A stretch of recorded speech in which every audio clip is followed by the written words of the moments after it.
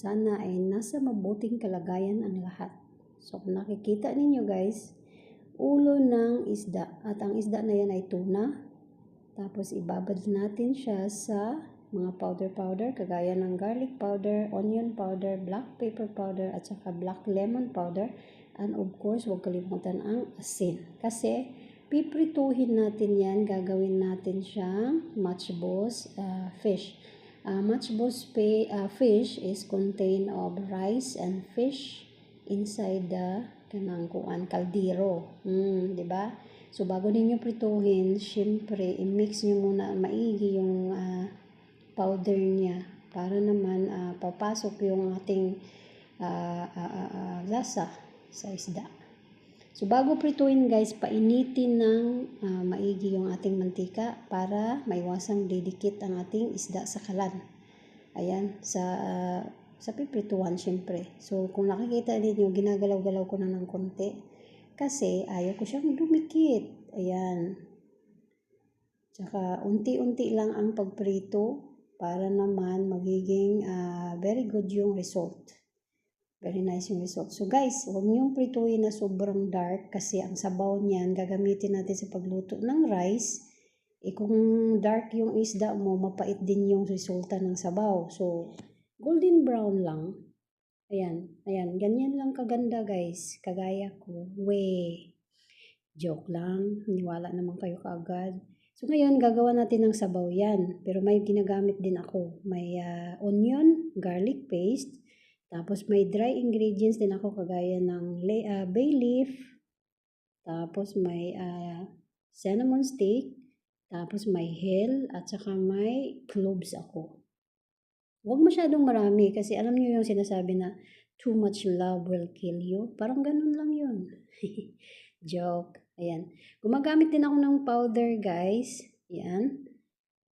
So, ang ating powder ay ang mix powder, gaya ng bisar, tapos yung fish powder at saka black pepper powder, tapos garlic paste at saka fresh chili at saka yung ating cubes. Tapos yung, of course, yung ating pritong isda at saka itong ating binabad na rice for 30 minutes, 2 takal lang po yan.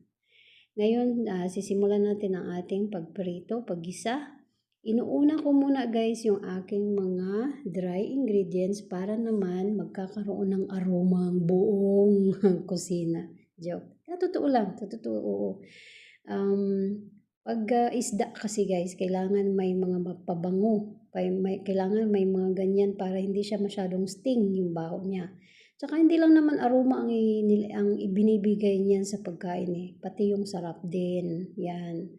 Tapos guys, hindi naman siya yung bang talagang hindi ko siya, ibinabad ko siya sa pagluto. Hindi naman. Kinukuha ko rin yan guys. Ang aking, inuna ko lang yan para sa aroma niya. Ang aroma niya didikit sa oil na iprito natin sa mga ricado. Yan. So kinukuha ko rin yan guys at ibabalik ko mamaya. Ngayon, ilagay natin ang ating onion. Dito guys, hindi sila masyadong gumagamit ng napakaraming onion kagaya ng previous ko. Yan, konti-konti lang at ayaw nila yung sobrang amoy ng onion. Ako, Diyos ko, allergy sila doon.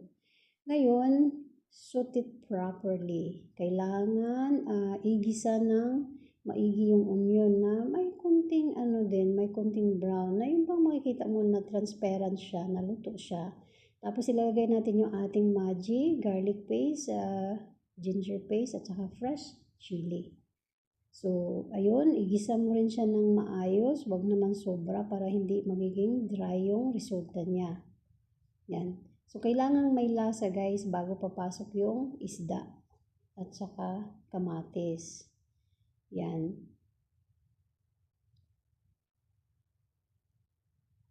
So, mekos hanggang sa maging maganda na. O, ayan. Tapos, lalagay natin yung ating tumatukan.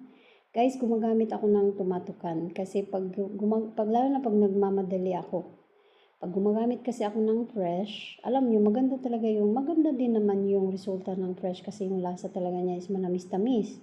Kaya lang, matagal siya kasi talaga maghihintay ka na hanggang sa madurog. Hindi kagaya sa tumatukan na paglagay mo, dinudurog mo lang yan sa ano, yan.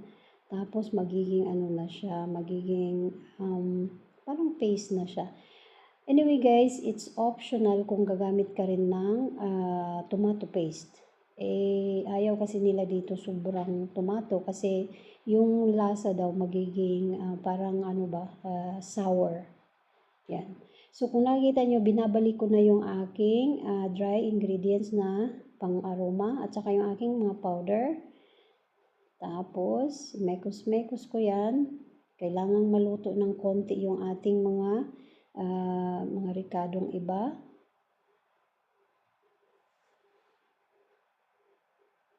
At iwasan muna guys na maglagay ng tubig para hindi masisira yung lasa niya.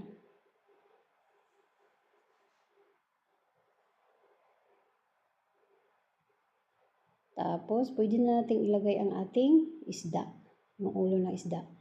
Alam nyo guys, bago ako maglagay ng tubig, iprito ko muna ng sandali para naman yung mga tomato niya, yung lasa niya, papasok dyan sa isda. Konti yung ano ba, yung papasok sa laman-laman. So, pag sinabawan mo na yan, syempre, yung lasa niya sa isda saka ano, together, masarap, di ba? Joke. Ayan. So, naglalagay na ako ng tubig. Guys, pay attention na huwag mo nang maglagay ng napakadaming tubig kasi yan ang sikreto sa pagluluto ng rice dito. Ayaw nila yung sobrang lata yung rice na daling madurog. Gusto nila yung parang, para sa Bisaya, ano ba yung magtatawag natin na, ano yun, baska. Ano ba yun? Dry ba? Ayaw natin yung sobrang dry, di ba? Pero dito, gusto nila yung mga yan. Pero dry siya, kung makikita mo, pero may lasa. Tsaka lutong-luto yung kanin. Hindi yung malata. So, kung nakikita ninyo, konti lang ang aking tubig muna. Saka ko nadagdagan guys, kung nakikita ko, paglagay ko sa rice is, sobrang kaunti. So, 10 minutes guys, yung isda, kunin mo. Separate mo yung isda. Kasi, pag nilagay mo yan kasama ang kanin, madudurog talaga yung mga isda na yan. Hindi masarap, hindi maganda, at saka walang view. Yan, hindi nakakaakit. Kailangang akitin mo para kainin ng lahat. Joke. Hindi sa lasa yun guys. Ayan. Anyway guys, hindi ako gumagamit ng daming asin. Kasi noong piniprito ko yung isda, syempre may asin. Tapos naglalagay din ako ng Maggi. Ngayon, saka ko na siya titikman yung tubig niya. Kung malasa ba o tama lang ba yung asin para ilagay ang rice. Yan. So, kung nakikita niyo guys, rice na po yan. Hindi ko lang naipakita yung pagbuhos. Yan. So, kung nakikita ninyo, kaunti lang talaga yung sabaw. Hanggang sa level lang talaga sa rice. Kasi para hindi siya madurog. Kasi nakababad na rin yung rice mo sa 30 minutes. So, kung nakikita niyo guys, pressure cooker ang ginamit ko sa rice for 10 minutes. Para mas madali at saka yung rice niya is maganda ang resulta. So yan na po guys, yan na po ang ating finished product. So may nakikita kayong nuts, ready na po yan, binili na po yan sa labas. Binuhos ko lang yan pagkatapos ng i-arrange ang kanin sa plate. So ganyan po ang resulta niya guys, ganyan po ang hitsura at saka for sure po talaga may lasa siya at napakasarap. Yung lasa na hindi nakakaumay. Yun. So guys, yun lang po ang aking share today.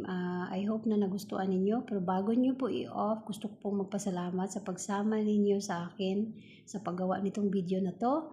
At saka kung gusto nyo, i-try nyo guys kasi talagang masarap siya.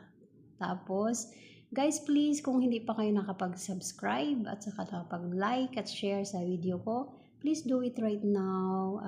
Malaking tulong po sa akin. So God bless everyone. Maraming salamat at goodbye. See you in my next video.